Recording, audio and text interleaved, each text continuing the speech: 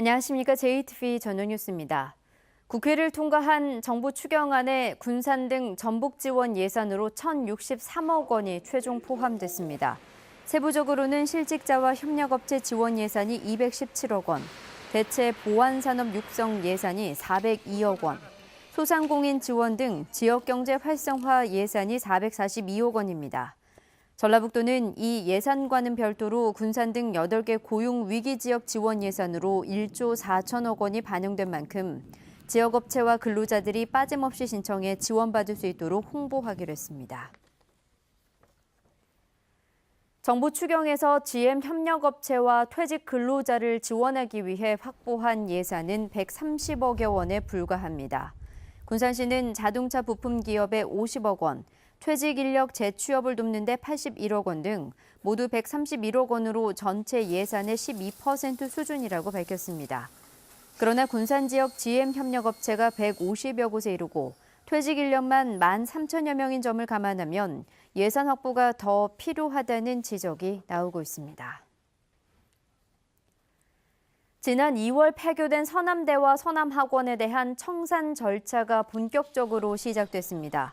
교육부는 지난 14일 법원이 서남대 청산인을 선임하고 등기를 완료함에 따라 조만간 채권자 공고 등 청산 절차에 착수한다고 밝혔습니다.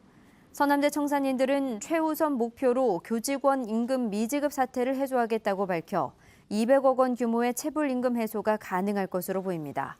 하지만 비리 사학의 청산 후 자녀 재산을 국고에 귀속시키는 내용의 사립학교법 개정안이 국회에 계류돼 있어 자녀 재산이 설립자 가족에게 넘어갈 가능성이 높아 보입니다. 민주평화당 전주시장 후보 경선에서 이현웅 후보가 승리했습니다. 이현웅 후보는 합산 점수 65%로 35%에 그친 엄윤상 후보를 크게 앞질러서 본선에서 민주당 김승수, 정의당 오형수 후보와 경쟁하게 됐습니다. 이 후보는 자신의 행정 경험과 인맥을 통해 예산을 확보하고 전주 발전을 10년 앞당기겠다고 말했습니다. 한편 민주평화당 광역비례 경선에서는 홍성임 도당 여성위원장이 당초 지도부가 지원했던 후보를 큰 표 차이로 누르고 1위에 올라 파란을 일으켰습니다.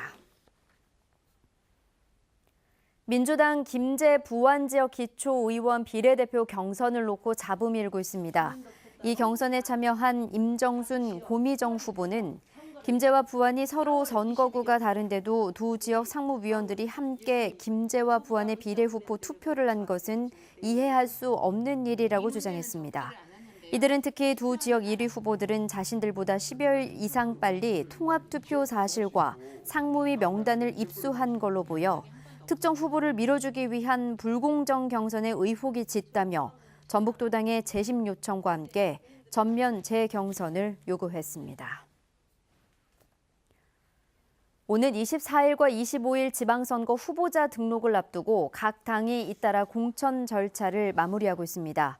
자유한국당과 바른미래당은 지난주 지역구 후보와 비례대표를 차례로 확정했으며 평화당도 오늘 새벽 전주시장과 광역비례 경선 결과 발표를 끝으로 공천을 마쳤습니다.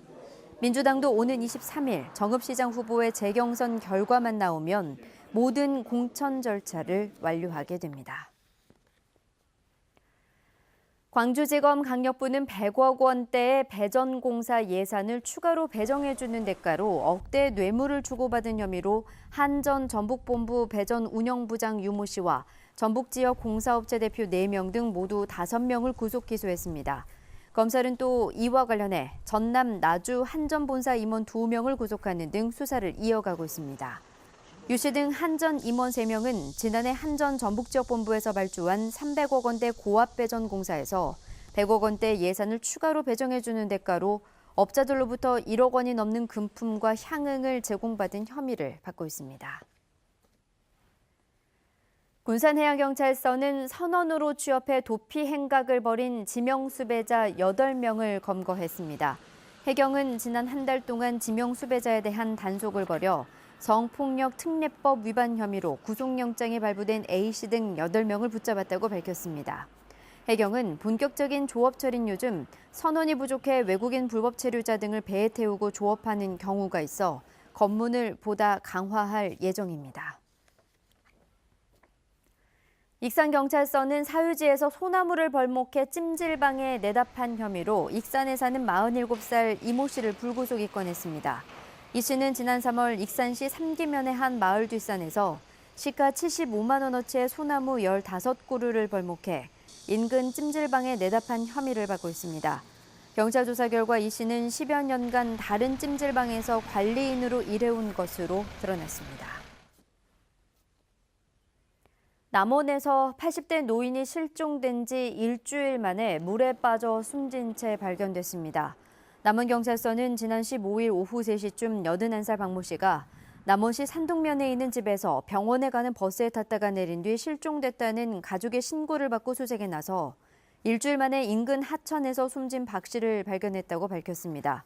경찰은 박 씨가 약한 치매 증상을 앓고 있었다는 가족들의 진술 등을 토대로 정확한 경위를 조사하고 있습니다. 전북은 내일 대체로 흐리다가 저녁부터 비가 내리겠습니다. 비는 모레 새벽까지 5에서 30mm가량 오겠습니다.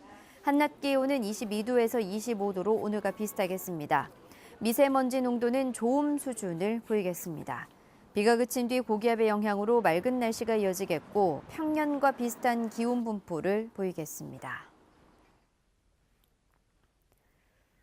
JTBC 8시 뉴스 예고입니다. GM 군산공장 폐쇄 등에 따른 전북 지원 추경 예산 1,063억 원이 국회를 통과했습니다.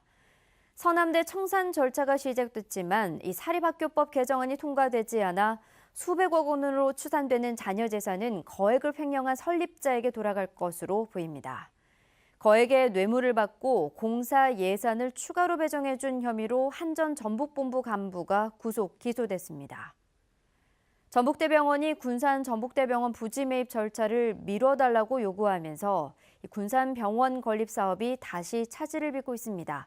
자세한 소식은 JTBC 8시 뉴스에서 전해드리겠습니다.